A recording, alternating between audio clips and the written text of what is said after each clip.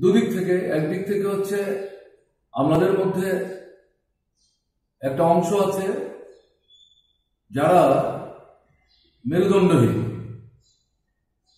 আইন কানুন নিয়ম পদ্ধতি সবই জানেন, কিন্তু নিজেদেরকে এগুলো রূপায়ণ বাস্তবায়নের ক্ষেত্রে যেভাবে কার্যকরী ভূমিকা নেওয়া দরকার সেভাবে তারা কার্যকরী ভূমিকা নিতে পারছেন না, অ্যাসার্ট করতে পারছেন না। তার পেছনে এই পলিটিক্যাল এক্সিকিউটিভ যারা, তাদেরকে তুষ্ট রাখার একটা মানসিকতা কাজ করছে, এরকম যারা একটা অংশ।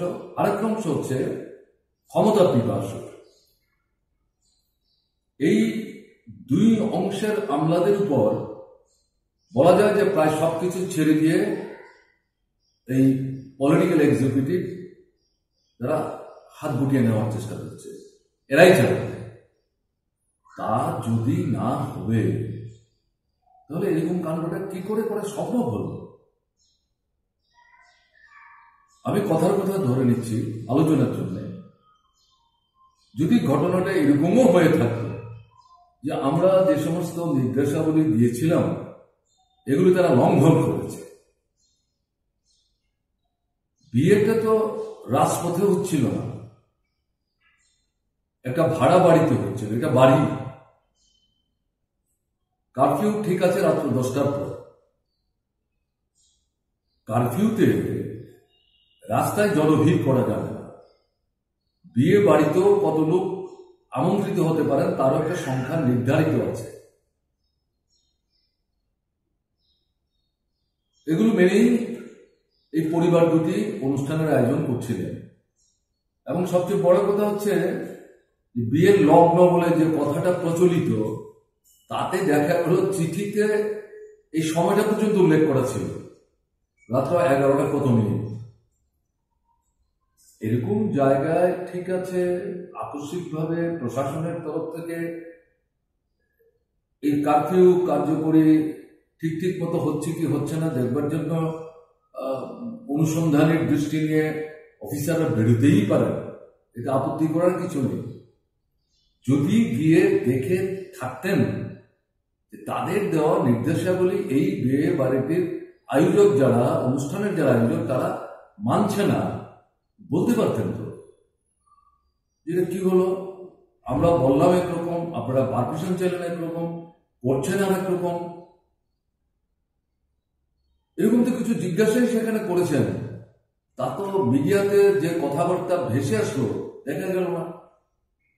দ্বিতীয়ত আমি আলোচনার জন্য বলছি, যদি দেখা যেত যে তারা নিয়মটা ভাঙছেন তাহলেও তো বলতে পারত, দেখুন বিয়ের অনুষ্ঠান এটা নষ্ট হোক, এটা তো আমরা চাই না, আপনাদের একটা অল্প সময় দিচ্ছি, এর মধ্যে সমস্তটা আপনারা একটু গুছিয়ে নেওয়ার চেষ্টা করুন, অনুষ্ঠানটাকে সংক্ষিপ্ত করুন, যেগুলো না করলে না হয়। এবং এই ভিড় ভাড়টা যদি তারা মনে করে থাকেন তাদের সংখ্যার বাইরে, এটাকে একটু হালকা করার চেষ্টা করুন, আপনারাও আমাদের সহযোগিতা করুন। এরকম তো দেখা গেল এই আমলা প্রবর্তীর তরফ থেকে কোনো আবেদন, কোন রকম নমনীয়তা দেখাবারই চেষ্টা করলেন না। একটা প্রচন্ড দাম্ভিক ক্ষমতালোভীর মতো দৌরাত্ম করলেন। এবং এতে এই যে হবু বর, সে থেকে শুরু করে কনের বাড়ির যারা অভিভাবক এবং এই মানে বিয়ের অনুষ্ঠানকে সরমানাইজ করার জন্য যিনি পুরোহিত, তিনি এবং পুলিশের কোনো কর্মী, তারা তো তার হাতে সবাই হেনস্থা হলেন। এটা কোনোমতেই মেনে নেওয়া যায়, মানে এটা সীমাহীন ধৃষ্টতা। এবং এরকম একটা লোক জেলা শাসকের মতো গুরু দায়িত্বে প্রীত হওয়া এটা অস্বাভাবিক। দেখুন প্রশাসনের 1 নম্বর অফিসার হচ্ছেন চিফ সেক্রেটারি সারা রাজ্যের জন্য। জেলা স্তরে জেলা শাসক যারা, আমরা যখন সরকার চালাতাম আমরা তাদেরকে এটাই বুঝিয়ে বলতাম যে আপনারা চিফ সেক্রেটারির তুলনায় অনেক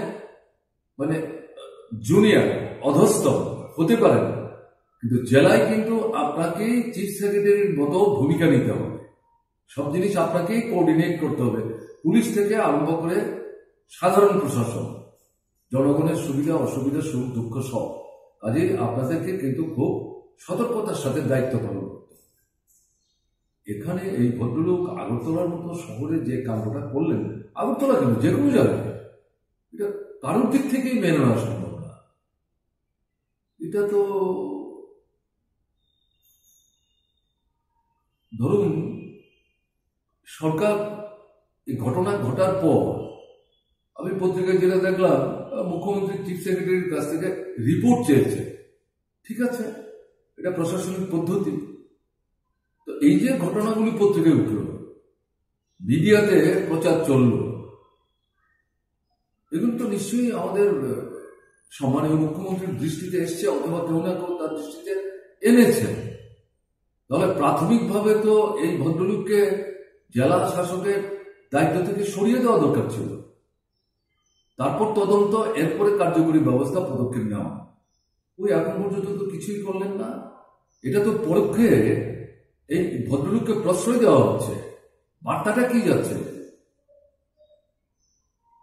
সরকারের মুখে তো এমনি চুনকালি একের পর এক নিজেদের কার্যকলাপের মধ্য দিয়ে তারা লেপছেন, এবং এই জাতীয় অফিসাররা তাদের মুখে আরো নতুন করে চুনকালি লেপে দেওয়ার এই সাহস কিন্তু পেয়ে গেছে।